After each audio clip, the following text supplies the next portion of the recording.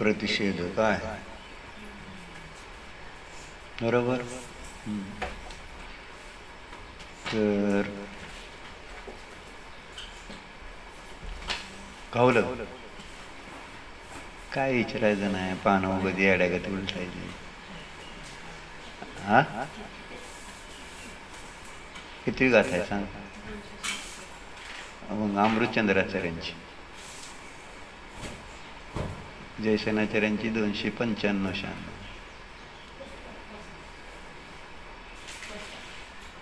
न विचारता आयुष्यभर उडकलं सापडेल.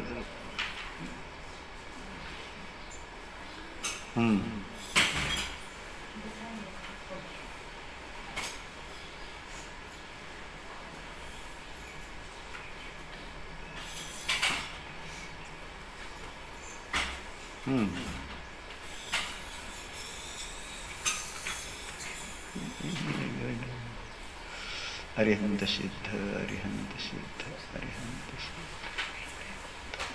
सिद्ध.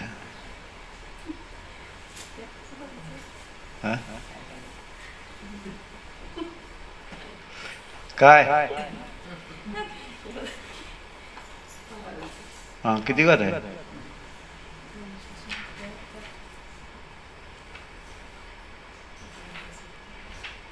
कुठली गाथा काढली?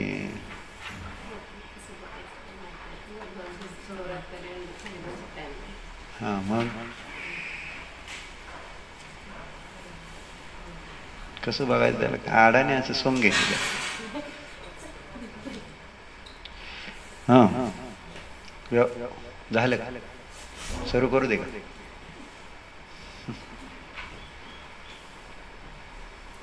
तर निश्चय प्रतिषेधक आहे आणि व्यवहार प्रतिषेध्य आहे. याचं त्यांनी काय कारण दिलेलं होतं की जो निश्चय आहे तो कसा आहे? स्वाश्रित आहे, शुद्धात्म्याच्या आश्रयाने आहे. आणि जो व्यवहार आहे तो पराचा आश्रयाने. मग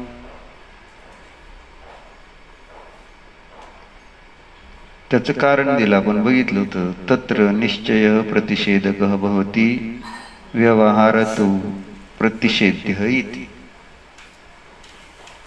मग प्रश्न विचारला कस्मात इति चेत, असं का बरं? व्यवहार प्रतिषेध्य का आहे आणि निश्चय प्रतिषेधक का आहे? मग त्याचा हेतू दिला. निश्चय मोक्ष मार्गे स्थितानां नियमेन मोक्षः भवति, व्यवहार मोक्ष मार्गे स्थितानां तु भवति न भवति च. निश्चय मोक्ष मार्गामध्ये जे जीव स्थित असतात त्यांना नियमानं मोक्ष प्राप्त होतच, परंतु व्यवहार मोक्ष मार्गामध्ये जे स्थित आहेत त्यांना मोक्ष होत पण अथवा होत पण नाही. बरोबर. मग जर गृहस्थाला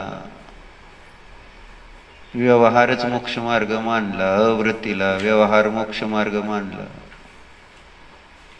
तर मग त्याला मोक्ष होईल पण आणि नाही पण होईल असा अर्थ होतो.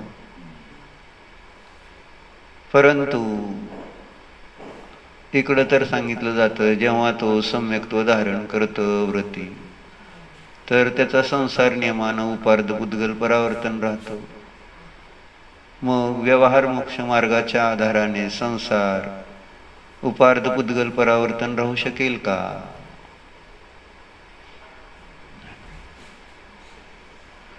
म्हणजे उपार्ध पुद्गल परावर्तनाच्या तो मोक्षाला जाणारच असा अर्थ होतो ना जेव्हा सम्यक्त्व धारण करतं, किंवा सम्यक्त्व त्याच जीवाला होतं ज्या जीवाचा जास्तीत जास्त संसार उपार्ध पुद्गल परावर्तन राहिला. त्यापेक्षा जास्त ज्याचा संसार राहिला त्याला सम्यक्त्व होत नाही. मग अवृत्ती जीवाला सम्यक्त्व झालं आहे ना, मग ते व्यवहार सम्यक्त्वच झालं असं म्हणलं, मग त्याला गॅरंटी नाही मोक्षाची असा अर्थ होईल. कारण इथं स्पष्ट देते व्यवहार मोक्ष मार्गावर स्थित झालेल्या जीवांना मोक्ष होईल किंवा नाही होईल. मग व्यवहारच मोक्ष मार्ग, मग होईल किंवा नाही होईल, असं होईल पण त्याला पण असं म्हणतील ते. त्यात काय नाहीच होणार असं थोडंच म्हटलंय, होईल. मग व्यवहार मोक्ष मार्गामध्ये स्थित असणाऱ्या जीवांना कोणत्या कारणाने मोक्ष होणार आहे हा प्रश्न येईल. व्यवहार मोक्ष मार्गावर स्थित असणाऱ्या जीवांना मोक्ष होईल पण आणि नाही पण होईल. मग कोणत्या कारणाने होईल हा प्रश्न येईल. नाही होईल आपण बघितलं समजा, पण होईल कोणत्या कारणाने, म्हणजे त्याच सात तत्वाचं श्रद्धान, त्याच आचारादी अंगाच्या ज्ञानाने अथवा त्या बाह्य आचरणाने होणार आहे का मग, असा प्रश्न आहे. होईल किंवा नाही होईल मध्ये जर त्याला होईल म्हटलं, मग एकच त्या ठिकाणी कारण, दोन कार्याचं कसं असू शकेल. तेच कारण मोक्षाचं आहे आणि तेच कारण मोक्षाचं नाही. व्यवहार मोक्ष मार्ग कारण आहे आणि मोक्ष आहे कार्य आहे.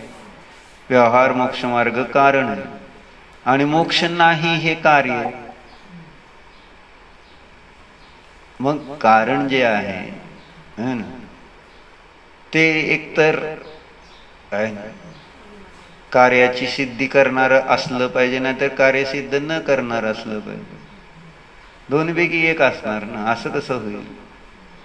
म्हणून अध्यात्म भाषेमध्ये जेव्हा वस्तू स्वरूप सांगितलं तर बाबा शुद्ध उपयोगानेच संवर निर्जरा होते, शुभ उपयोगाने नाही असं सांगितलं. परंतु आगम भाषेमध्ये मग ते कथन केलं जातं, शुभ उपयोगाने हा सर्व बंध संवर निर्जरा चारी कार्य होते. संवर निर्जरा आपण शुभ उपयोगाने होते असं म्हटलं. म्हणून जेव्हा व्यवस्था बघितली जाते त्यावेळेस तिथं ज्याचा ज्याच्याबरोबर अविनाभाव आहे त्याच पद्धतीनं कथन झालं पाहिजे, तरच ते गोंधळ संशय जे आहे तो राहणार नाही. नाहीतर मग निर्णयच होणार नाही की नेमकं काय आहे. म्हणजे आता हा मी शुभ उपयोग केला, मला मोक्ष मार्ग होणार का आणि मी मोक्षाला जाणार का, कसं समजणार. माझी संवर निर्जरा होते आहे का. मग माझी जर ह्या शुभ भावाने होते तर मग अभव्य जीवाची का होईना. मिथ्यादृष्टी जीवाची त्याच प्रकारच्या शुभ भावाने परिणत असताना त्याची का नाही संवर निर्जरा, त्याला का आश्रव बंद, त्याचं ते आर्त रौद्र ध्यान का. माझे शुभ भाव धर्म ध्यान, मिथ्यादृष्टीची त्या ठिकाणी शुभ भाव आर्त रौद्र ध्यानामध्ये येतात, असं काम असा प्रश्न. म्हणून व्यवहारी जीवाला मोक्ष आणि व्यवहार मोक्ष मार्गीला मोक्ष होतो पण आणि नाही पण होत. मग असं जेव्हा म्हटलेलं आहे तर त्याचं आता कारण आपल्याला समजलं पाहिजे ना, की निश्चय मोक्ष मार्गींना तर नियमानं मोक्ष होतं, याच्यात काही शंका नाही. आपण काल पाहिलं अनेकांत आणि एकांत है ना. व्यवहार मोक्ष मार्गींना है ना अनेकांतिकता सांगितली म्हणजे होईल किंवा नाही. पण निश्चय मोक्ष मार्ग जीवाला एकांताने सांगितलं मोक्ष होणारच है ना. तिथं होईल पण किंवा नाही पण होणार असं होणारच नाही. ज्यांनी ज्यांनी त्या ठिकाणी सम्यक्त्व धारण करणार त्यांना त्यांना नियमानं मोक्ष होणार. मग ते सम्यक्त्व कसलं आहे हा प्रश्न. निश्चय आहे का व्यवहार आहे. जर नियमाने मोक्ष होईल तर त्याला निश्चय म्हणायला काय अडचण नाही. गृहस्थ आहे म्हणून त्याला निश्चय म्हणायचं नाही. गृहस्थ आहे म्हणून फक्त त्या आवड्या बाहेरच्या कारणानं त्याला त्या सम्यक्त्वाला त्याच्या पण निश्चय म्हणायचं नाही. असं त्याला मोक्षमार्गी म्हणायचं, त्याला मोक्षाला जाणार म्हणायचं, त्याच्या त्या शुभ परिणामाला कर्माच्या क्षयक्षमाचं उपशमाचं कारण मानायचं. परंतु त्याला निश्चय नाव द्यायला म्हटलं की मग घाबरते माणूस. असं निश्चय म्हणायला अडचण काय, कारण म्हणून म्हटलं अध्यात्म भाषा आणि आगम भाषा. त्यामध्ये आगम भाषा जी आहे त्याचा जो अभ्यास करणार आहे त्याला अध्यात्म भाषा समजत नाही, अवघड जाते. कारण आगम भाषेमध्ये निश्चय व्यवहाराचं सर्वांगीण वर्णन करताना आणि मला व्यवहार भाषेचा परिचय असल्यामुळं मला त्याच्यातला व्यवहार जास्त श्रद्धानाचा विषय बनतो आणि अध्यात्म तर त्याच्यात गौण रूपाने असतं आगम. आणि त्यामुळं अध्यात्माची चर्चा सुरू झाली की त्यांना हे सगळं गौड बंगाल वाटतं. हे असं कसं शक्य आहे? कारण इथं निश्चयाचं वर्णन केलेलं असतं निश्चयाच्या विवक्षेने, आणि त्यामुळे मग ह्या गोष्टी त्यांना समजत नाहीत. आणि दुसरं कुणाला समजत नाहीत? जे स्वैराचारी आहेत त्यांना वाटतं की सोपं आहे, ह्याच्यात काय अवघड आहे असं म्हणून ते अशुभामध्ये प्रवृत्ती करतात, शुद्धामध्ये करायच्या ऐवजी. आहे ना, कारण ते फार सोपं आहे ना. पाप पाप कारण याच्यामध्ये हिंसा करत नाही, असं सांगितलं का नाही, कुणाला दुःखी करत नाही, असं सगळं जीव जो आहे अकर्ताय अभोक्ताय, असं जेव्हा पुण्य नाही पाप नाही, जीव म्हणजे आश्रव नाही बंधन आहे, त्याचे भोग निर्जरेचे कारण आहेत, असं वाचल्यावर तो म्हणतो ही बरं आहे राव. म्हणजे त्यावेळेस तो पापाची पुष्टी करणारा होतो.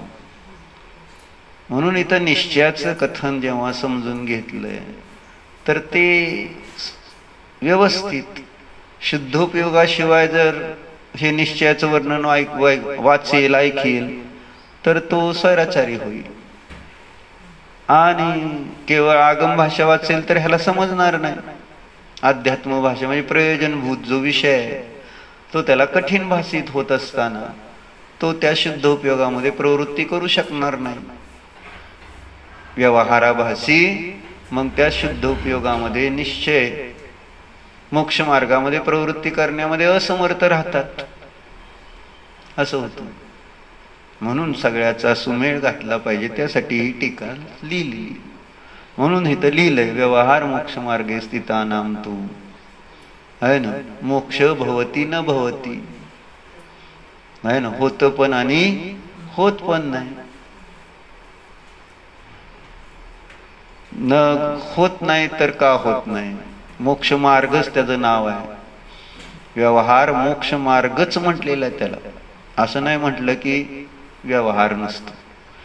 जे जीवादीचं श्रद्धान, आचारादी अंगाचं ज्ञान, षडजीवनिकायाची रक्षा, ह्याला व्यवहार मोक्ष मार्ग म्हटलेला.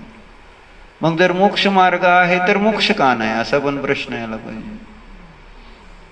न भवती का म्हणायचं? मग मोक्ष मार्ग म्हणजेच अर्थ असा होतो की मोक्षाला जाण्याचा मार्ग आहे. मग त्याला न भवती का म्हणायचं असा पुन्हा प्रश्न येईल. भवतीच म्हणायला पाहिजे व्यवहाराने, पण तसं नाही म्हणले नाही. म्हणून तर तिथं तो व्यवहार प्रतिषेध्य सांगायला लागलेले. मग असं का प्रश्न म्हणून पुढे जाऊन हा हे तर सांगितलं त्यांनी प्रतिषेध्य आणि प्रतिषेधकतेचं कारण. अनिश्चय प्रतिषेधक का आहे आणि व्यवहार प्रतिषेध्य का आहे? तर याचं कारण स्पष्ट सांगितलं. काय सांगितलं?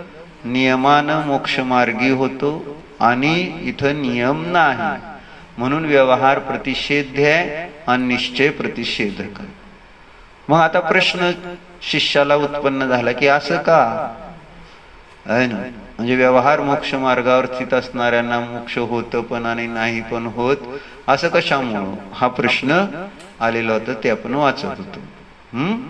पुन्हा एकदा बघा.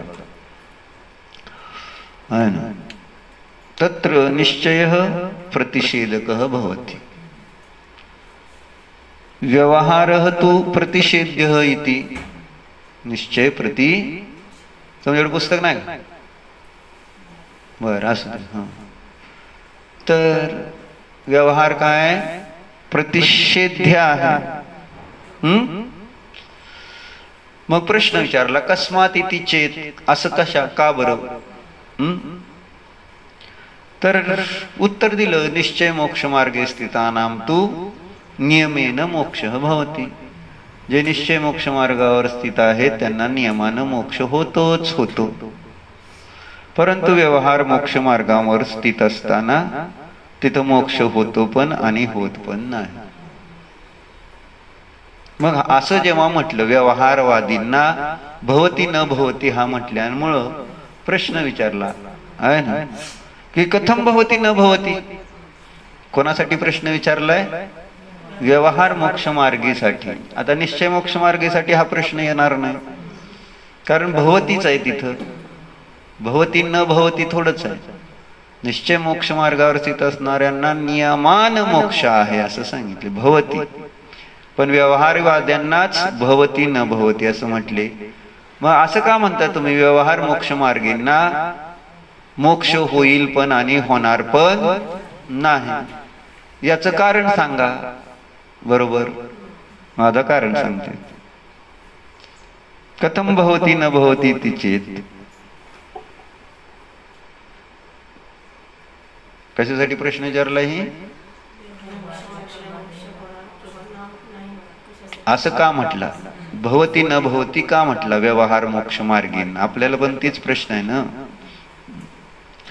मग आता त्याचं उत्तर देते. यदी मिथ्यात्वादी सप्त प्रकृती उपशम क्षयोपशम क्षयात सकाशात शुद्धात्मानं उपादेयं कृत्वा वर्तते तदा मोक्ष भवति. व्यवहार मोक्ष मार्गींना मोक्ष केव्हा होतो त्याचा हेतू द्यायला.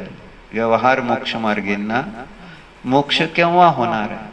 जर त्या जीवाच्या 7 प्रकृती मिथ्यात्व आदी 7 प्रकृती मिथ्यात्व सम्यक मिथ्यात्व सम्यक प्रकृती आणि अनंत अनुबंधी क्रोध मान माया लोभ ह्या 7 प्रकृती आहेत.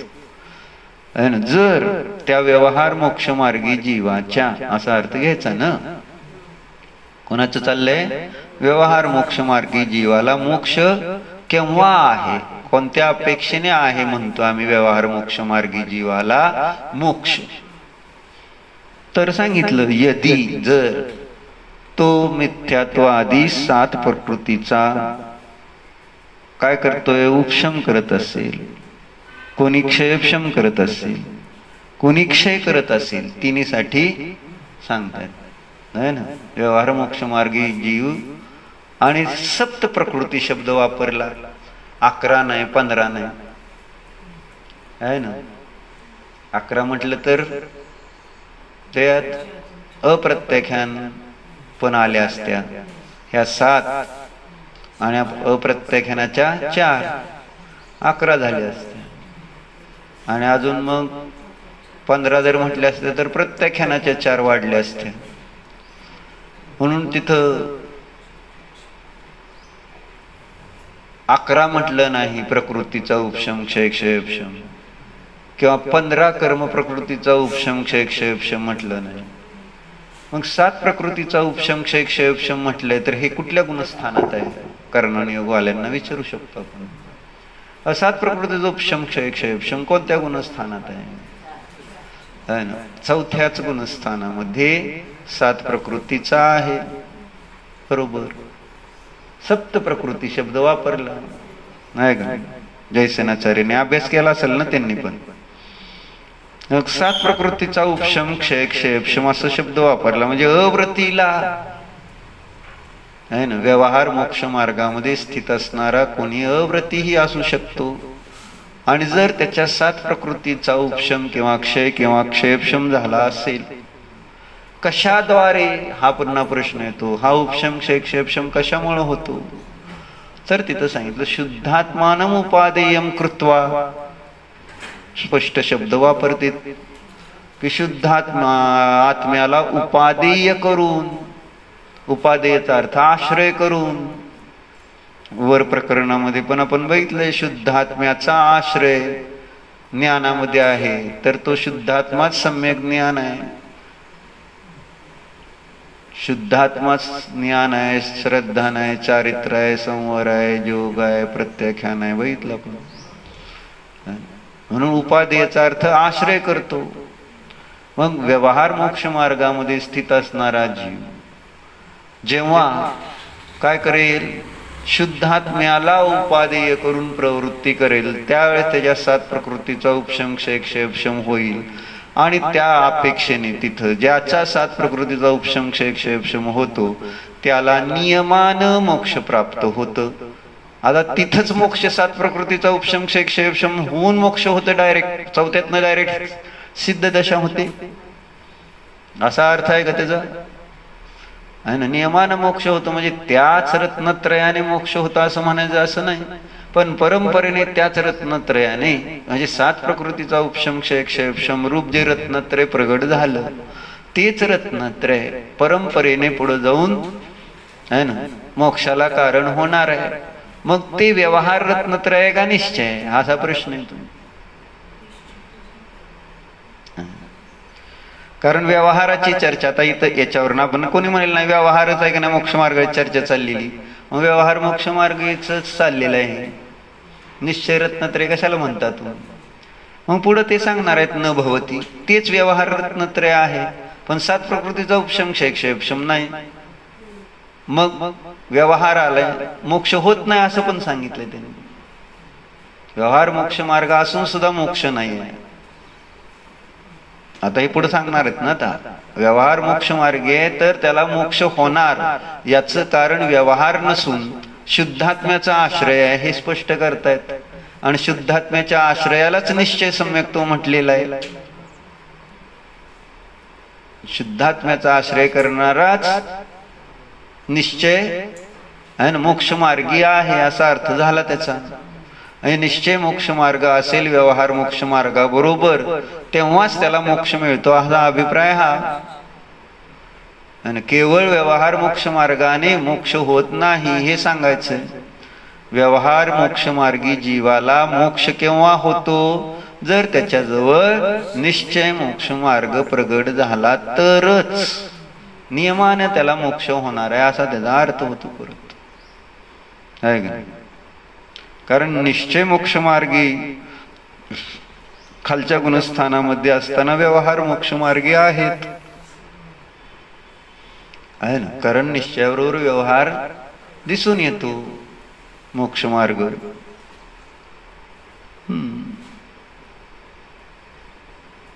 मग झालं मोक्षामध्ये हा व्यवहार नाही, शुद्ध आत्मानुभूतीमध्ये हा व्यवहार नाही. बाह्य जो व्यवहार आहे जीवादी 7 तत्वाचं श्रद्धा आचारादी अंगाचं ज्ञान आणि षडजीव निकायांची रक्षारूप जो व्यवहार आहे तो अव्रती जेव्हा आपल्या आत्म्यामध्ये प्रत्यक्ष प्रामाण्य सहित उपयोग लावतो त्यावेळेस तिथं बाह्य षटकाय जीवांची रक्षा करण्याचं आचारादी अंगाचं ज्ञान अथवा आहे ना जे जीवादी 7 तत्वाचं श्रद्धा असा भेदरूप कुठलाच विचार नाही, एक शुद्ध आत्म्याचा आश्रय नाही. म्हणजे निश्चयामध्ये स्थित असणाऱ्यांना हे बाह्य व्यवहाराचा तिथं त्यावेळेस असद्भाव आहे. जे निश्चयामध्ये स्थित आहेत त्यांना बाहेरचा असद्भाव आहे आणि विकल्पात आल्यानंतर दोन्ही आहे, व्यवहार आहे निश्चय आहे. 4 पायाने निश्चय, 2 पायाने व्यवहार आहे. महाराजांनी चार्ट नंबर 9 केला त्याच्या आधाराने. 4 पायाने आहे ना तो आतच असतो. श्रद्धेचे 2 पाय स्वभावाशी जोडलेले आहेत, ज्ञानाचा 1 पाय स्वभावाशी जोडलेला आहे सविकल्प दशेत, आणि सविकल्प अवस्थेमध्ये चारित्राचा 1 पाय स्वभावाशी जोडलेला आहे ना. आणि ज्ञानाचा 1 पाय पराशी जोडलेला आहे सविकल्प दशेत, आणि उपयोग रूप चारित्र पण पराशी जोडलेला आहे सविकल्प दशेमध्ये ज्ञानीच. आणि त्यावेळेस तो 2 पायाने बाहेर आहे, तो व्यवहारामध्ये आहे. 4 पायाने आत आहे, निश्चय आहे. असं निश्चय आणि व्यवहाराशी मिश्रधारा आहे सविकल्प दशेमध्ये, आहे ना. अध्यात्म भाषेत निर्विकल्प दशेमध्ये नाही आहे बाहेर व्यवहार कुठला, जो जसा सांगितलाय तसा दिसत नाही, आहे ना. त्याचा अर्थ खालच्या गुणस्थानामध्ये व्यवहार संपून जातो त्याच वेळेस तसं नाही. पण एवंभूत नाही बुद्धिपूर्वक उपयोग स्वभावामध्ये शुद्ध आत्म्यामध्ये तर व्यवहार नाही आहे, असद्भाव आहे. चारित्राचा, ज्ञानाचा, सद्दर्शनाचा असद्भाव आहे, म्हणून सद्भाव आहे, असद्भाव आहे असा शब्द प्रयोग करू शकतो. जसं ज्यावेळेस शुद्ध उपयोगामध्ये आहे त्यावेळेस त्याचं ते अप्रतिक्रमण आहे, अप्रत्याख्यान आहे ना, असं सांगितलं. अनिंदा, अगर्हा, अशुद्धता अशी सांगितली ती सगळी. जो अमृत कुंभ सांगितला प्रतिक्रमण नाही आहे तिथं. त्या काळात प्रत्याख्यान आधी जे काय सांगितलं, प्रतिक्रमण, प्रतिसरण, परिहार, धारणा वगैरे जे काही प्रकार आहेत ते नाही असं. आणि मग त्याला निश्चयाने प्रतिक्रमण, प्रत्याख्यान जे नियमसार मध्ये सांगितलं तसं आहे त्या काळात. पण म्हणजे ते प्रतिक्रमण, निश्चय, प्रतिक्रमण, प्रत्याख्यान म्हणजे शुद्ध आत्म्याचा आश्रयच आहे, दुसरं काय नाही, आत्म्याचं ध्यान आहे असं. म्हणून निर्विकल्प दशेमध्ये हा व्यवहार नाही दिसणार, जो व्यवहार मोक्ष मार्ग सांगितलाय तो. मग ते मुनी असतील तर ते मुनी नाही बाहेर न काही चर्या, ज्ञान वगैरे ते स्वरूपामध्ये एवंभूत नाही. आणि त्यावेळेस केवळ शुद्धात्म्यामध्ये उपयोग आहे. शुद्धात्मा ज्ञान, श्रद्धा, चारित्राचा आश्रय आहे, त्यामुळं तिथं व्यवहार काही नाही आहे असा अभिप्राय घेतला, एवंभूत नाही. तर सांगायचं असं की अशा प्रकारे अवृत्ती सुद्धा जेव्हा स्वरूपामध्ये आहे त्यावेळेसच त्या ठिकाणी त्या व्यवहार मोक्ष मार्गीला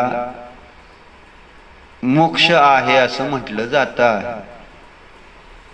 ना. त्यावेळेस म्हणजे जर हा सात प्रकृतीचा उपशम, क्षय, क्षयक्षम असेल आणि तो उपशम, क्षय, क्षयक्षमाचा संबंध शुद्धात्म्याशी आहे, शुद्धात्म्याला जो उपादेय करणार नाही त्याच्या त्या सात प्रकृतीचा उपशम, क्षय, क्षयक्षम होणार नाही. नुसतं कारण कर्माचा उपशम, क्षय, क्षयक्षम करण्याची योग्यता जीवामध्ये नाही ना.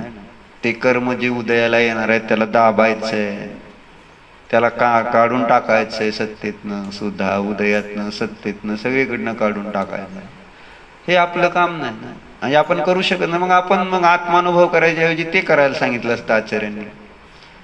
कर्माचा उपशम, क्षय, क्षयक्षम ते काय आपल्याला असं आहे काय, जसं घरात तुम्ही दिवाळीचं काम करता तसं कर्माचा उपशम, क्षय, क्षयक्षम करता येईल काय?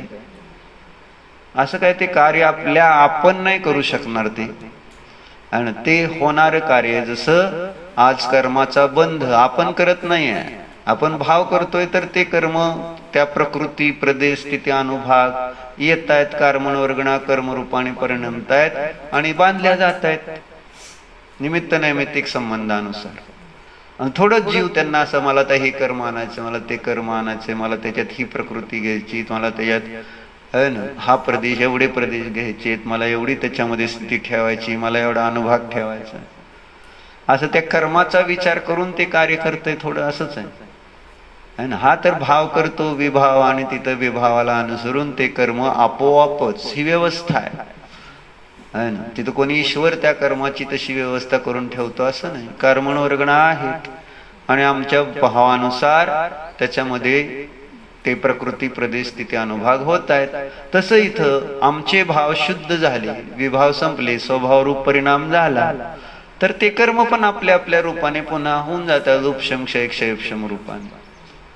म्हणजे त्याचा उपशम, क्षय, क्षयक्षम हे माझं काम नाही. मग ते कार्य होत असतं जेव्हा मी माझं काम करतो, म्हणजे मी माझ्या आत्म्याला जाणतो, शुद्ध आत्म्याला जाणतो, त्या काळामध्ये त्या कर्मांचा उपशम, क्षय, क्षयक्षम होत राहतो. त्याला व्हावंच लागतं तसं आहे ना, कारण तशी योग्यता आहे. जसं त्या कर्मणवर्गाला कर्मरूपाने व्हावं लागतंय आपल्या भावाला अनुसरून, तसं आपल्या भावाला अनुसरून त्यांना उपशम, क्षय, क्षयक्षम रूपाने पण परिणामावं लागणारच आहे. आणि लागणार काय, ते परिणामत आहे, त्याला काय विकल्प नाही आहे असे की बाबा मला असं आता परिणामायचंय, मला असं परिणामायचंय. उदय रूप, उपशम रूप, क्षय रूप, क्षयक्षम रूप, सत्ता रूप, बंध रूप, असं थोडंच त्याच्यामध्ये उदीर्णान असले विकल्प आहेत.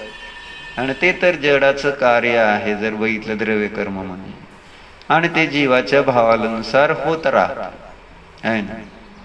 म्हणजे जसं तुम्ही रोटली त्या गॅसवर शेकता, तुम्ही थोडंच त्या अग्निरूप आणि तुम्ही त्या सगळ्या ह्याच्यावर रूप होणार आहे ना. तुम्ही ते टाकली ती रोटली बरोबर ती आहे जडच आहे, आणि जड आहे ती रोटली कच्ची होती ती पक्की झाली आहे ना, शिकली गेली. म्हणजे त्यात तुम्ही काय केलं आहे ना, त्या जडाचं परिणामन झालं ना. जडाचं परिणामन होतंय ना वेगवेगळ्या रूपाने. जड परिणमत, त्याच्यात परिणमण्याची शक्ती आहे. त्याला तसं जसं निमित्त मिळेल तसं तसं त्याचं परिणमन होत राहतंय. तसं कर्म पण जड आहे आणि त्याचं परिणमन होत राहतं. त्याला जसं बाह्य निमित्त मिळतंय तसं.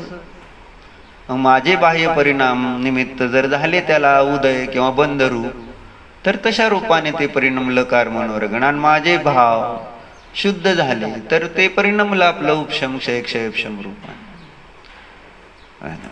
कारण माझी मर्यादा माझ्या चतुष्टयाच्या बाहेर नाही. मी जे काही करणार, जेवढं काही करू शकणार ते माझ्या स्वचतुष्टयाच्या मर्यादेमध्येच करू शकतो, करतो आहे ना. मग तो अज्ञानी असो, नाहीतर ज्ञानी असो, संयमी असो, नाहीतर असंयमी असो, मिथ्या दृष्टी असो, नाहीतर सम्यक दृष्टी असो आहे ना, कुठल्याही गतीतला असो, फरक पडत नाही त्याने काय. म्हणजे ते परिणाम जीवाचे होत असताना बाह्य त्याच्यामध्ये परिणमन होत राहत, असा सहज संबंध आहे. म्हणून इथं आपलं कार्य आपल्या मर्यादेच्या बाहेर नाही. सर्व जीवांचं कार्य त्यांच्या आपल्या मर्यादेमध्ये राहूनच होत राहतं, होत आलंय, होत राहणार आहे. आणि त्यात काय बदल नाही. ही व्यवस्था आहे अनादि अनंत स्वयंभू अशी व्यवस्था.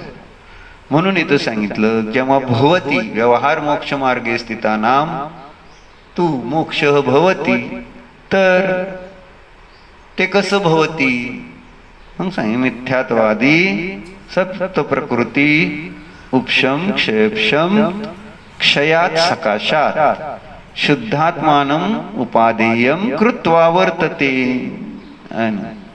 शुद्धात्म्याला उपादेय करून परिणमतो तदा मोक्ष भवती. तेव्हा त्या व्यवहार मोक्ष मार्गीला मोक्ष होतो, मोक्ष होत आहे असं म्हटलं. आणि यदि पुनः सप्त प्रकृती उपशमादि अभावे शुद्धात्मान उपादेयम कृत्वा न वर्तते तदा मोक्ष न भवती. न वर्तते तदा मोक्ष भवती न भवती. न भवती जाय ना. पेन्सिल द्या.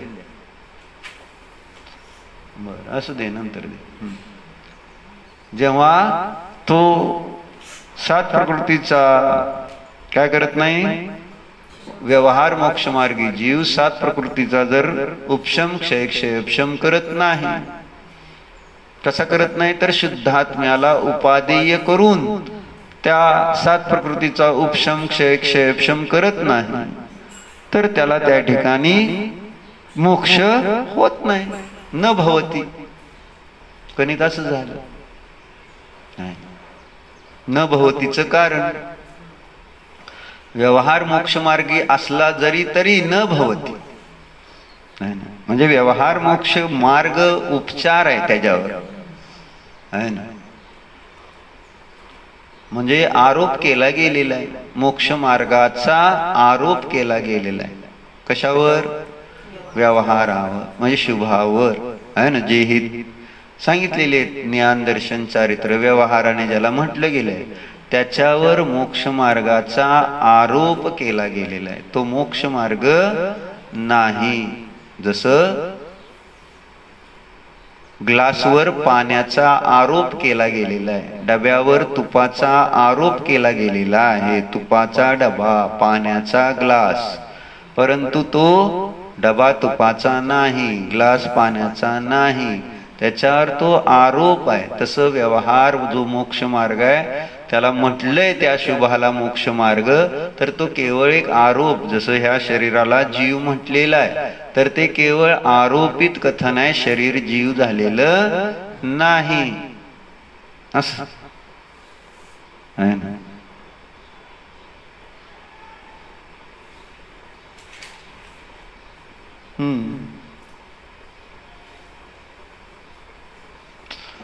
मग परत प्रश्न केला त्यांनी, जर व्यवहार मोक्ष मार्गावर स्थित असणाऱ्या जीवाला 7 प्रकृतीचा उपशम क्षय क्षयक्षम असताना तो शुद्धात्माला उपादेय करून राहतो तर मोक्ष होतो, आणि 7 प्रकृती आदीचा उपशम करत नाही त्या काळामध्ये शुद्धात्म्याला उपादेय नाही केलेलं तर त्याला मोक्ष होत नाही.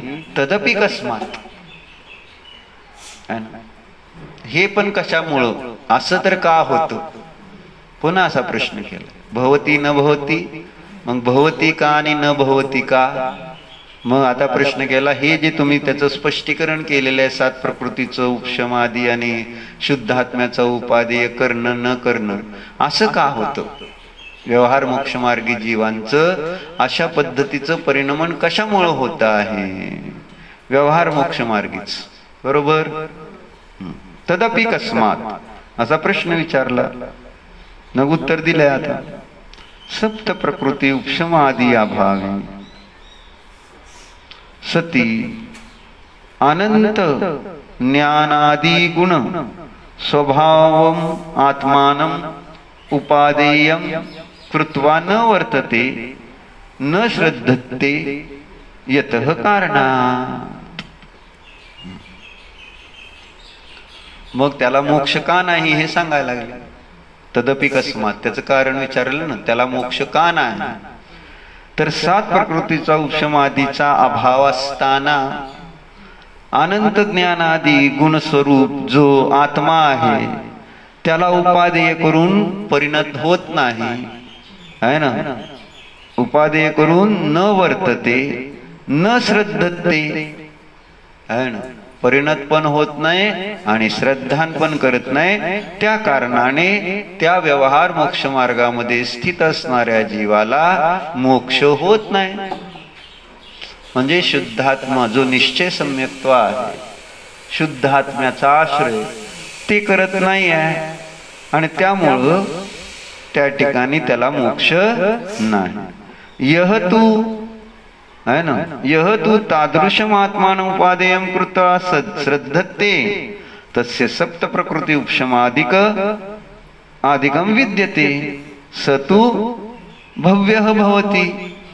आणि ज्याला त्या ठिकाणी मात्र तशा प्रकारचा म्हणजे अनंत ज्ञानादी गुणाने संपन्न असणारा जो आत्मा आहे त्याला उपादेय करून, अशा शुद्धात्म्याला उपादेय करून त्या ठिकाणी परिणत होतो, श्रद्धान करतो, आणि त्याच्या 7 प्रकृतीचा नियमाने काय होतो, उपशमाधिक दिसून येतो, आणि असा तो जीव भव्यच असतो असं म्हटलं.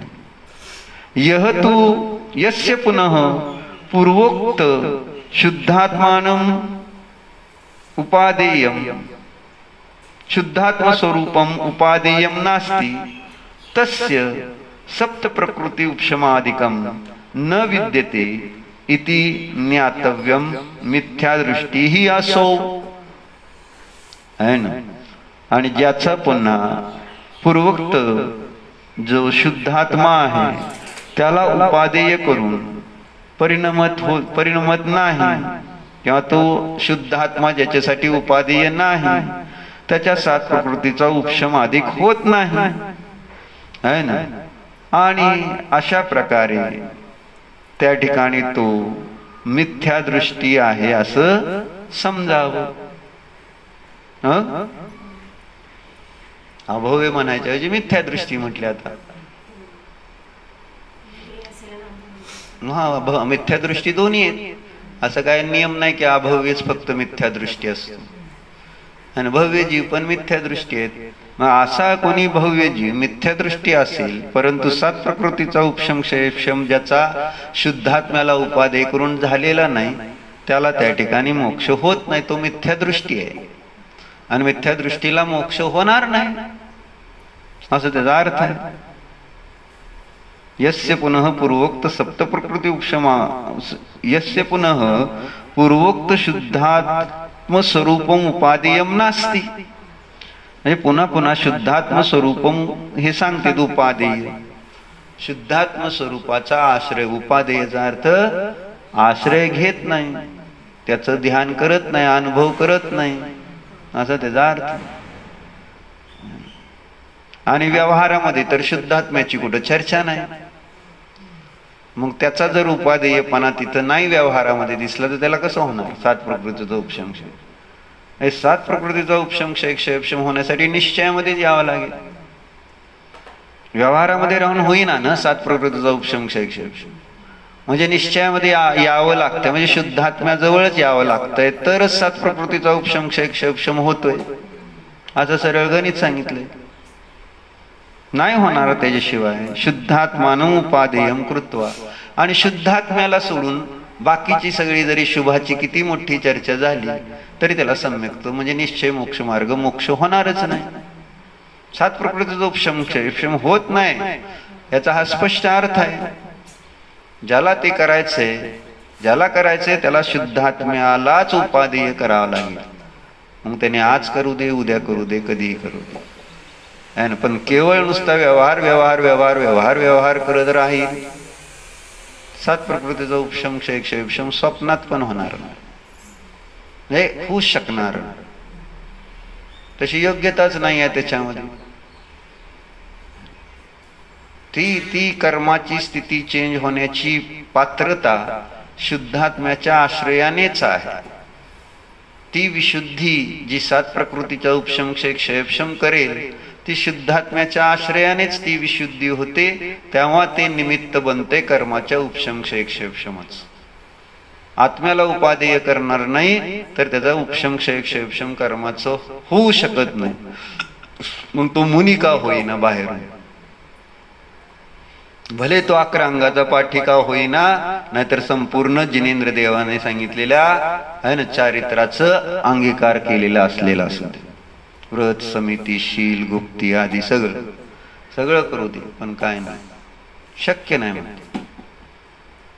कार्यशील हे सगळं अन्यथानुपत्ती हेतूने सिद्ध केलं आचार्य. दोन्ही बाजूनी तथोपत्ती आणि अन्यथानुपत्ती दोन्ही वापरून हे दाखवून दिलं. म्हणजे जर सात प्रकृतीचा उपशम क्षय क्षयक्षम झाला नाही कशाच्या द्वारे, शुद्धात्म्याला उपादेय करून, तर त्याला त्या ठिकाणी काय होत नाही म्हणते, तो त्या ठिकाणी नियमानं मिथ्या दृष्टी आहे असं जाणण्यायोग्य असं म्हटलं. तो मिथ्या दृष्टी जाण. म्हणून तेन कारणेनं है ना अभव्य जीवस्य मिथ्यात्वादी सप्त प्रकृती उपशमाधिकम कदाचित अपि न संभवती इति भावार्थ है ना. मग तो मिथ्या दृष्टी आहे. आणि असा आहे ना ज्याच्या तेन कारणाने, त्या कारणाने जो अभव्य जीव आहे त्याचा कधीही मिथ्यात्वादी सात प्रकृतीचा उपशमाधिक होणं शक्य नाही असं इथं समजावं. म्हणून तो भरी त्या ठिकाणी व्यवहार सम्यक्त्वाची लक्षणं धारण करणारा दिसून जरी आला तरी त्याला मोक्ष होत नाही, हा नियम आहे. म्हणून ज्याला मोक्षाची प्राप्ती करायची त्याला ध्यान आत्म्याचं, शुद्ध आत्म्याचं, निज शुद्ध आत्म्याचंच करावं लागेल. तरच त्याला त्या ठिकाणी सात प्रकृतीचा उपशम क्षयक्षम होईल. त्याच्याकडे त्या ठिकाणी मोक्ष मार्ग, निश्चय मोक्ष मार्ग प्रगट होईल आणि तेव्हा त्याला मोक्षाची प्राप्ती क्रमाने होणार. आणि असा तो जीव ज्या काळात निश्चयाने परिणत होतो आहे त्यावेळेस त्याच्याकडे व्यवहार भूमिकानुसार दिसून येतो आहे. असं नाही की बाबा व्यवहाराचा अभाव झालेला आहे सर्वथा. ज्या त्या भूमिकेमध्ये 4, 4, 5, 6, 7, 8, 9, 10, 11, 12, 13, 14 अनुसार जो काही जसा व्यवहार आहे तो व्यवहार तिथल्या तिथल्या, आणि कर्म पण आपलं आपलं काम त्या त्या गुणस्थानामध्ये करत असतं. 4थ्या गुणस्थानात शुद्धात्मानुभव घेतला म्हणून तिथं त्या ठिकाणी सगळ्याच कर्म प्रकृती नष्ट होऊन गेल्या असं होत नाहीये. ती विशुद्धी तेवढी नाही आहे की जी विशुद्धी 5व्या गुणस्थानाला कारण असेल. त्या अप्रत्याख्यानाचा क्षय करणारी, उपशम करणारी, क्षयक्षम करणारी विशुद्धी नाही आहे ना. तशी ती तेवढी योग्यता नाही आहे, त्या परिणामातली योग्यता नाही. 5व्या गुणस्थानामध्ये अशी योग्यता नाही की ते 6व्या 7व्या गुणस्थानामध्ये जी विशुद्धी आहे ती तिथं ते मी 5व्या गुणस्थानावरती म्हणून म्हटलं 6व्या 7व्या गुणस्थानावरती मुनी जे आहे ते भले आहाराला निघालेले आहेत, विहार करत आहेत, पण त्यांची जी निर्जरा होते सविकल्प दशेमध्ये ती निर्जरा 5व्यात होत नाही आहे ना. 5वा भले ध्यान करत असेल, कुठलं सर्व सावध्य योग सोडलेला असेल तरी सुद्धा त्या ठिकाणी जे कर्म आहे ते प्रत्याख्यानावरणाचा उदय रूपच असणार आहे. त्याचा बंध वगैरे उदय पण तसाच आहे. म्हणजे असं आहे, असं नाही की बाबा ध्यान करतोय म्हणून ते गेला 7व्यात आणि 7व्या वाले आहार घेत आहेत म्हणून आली 4थ्यात 5व्यात पहिल्यात. त्यांनी आहार घेतला तरी 6व्यातच आहेत आणि यांनी ध्यान केलं तरी 5व्यातच आहे. 4थ्याने पण ध्यान केलं तरी 4थ्यातच आहे. असं आहे ते. म्हणून ही कर्माची बाह्य व्यवस्था आहे, अंतरंग परिणामाची व्यवस्था आहे. असा तो त्यांचा व्यवस्थित निमित्त नैमित्तिक संबंध आहे. आणि त्या निमित्त नैमित्तिक संबंधानेच हे सिद्ध करून दाखवलंय की निश्चय मोक्षमार्गी अव्रती जीव असू शकतो. ओम नमः.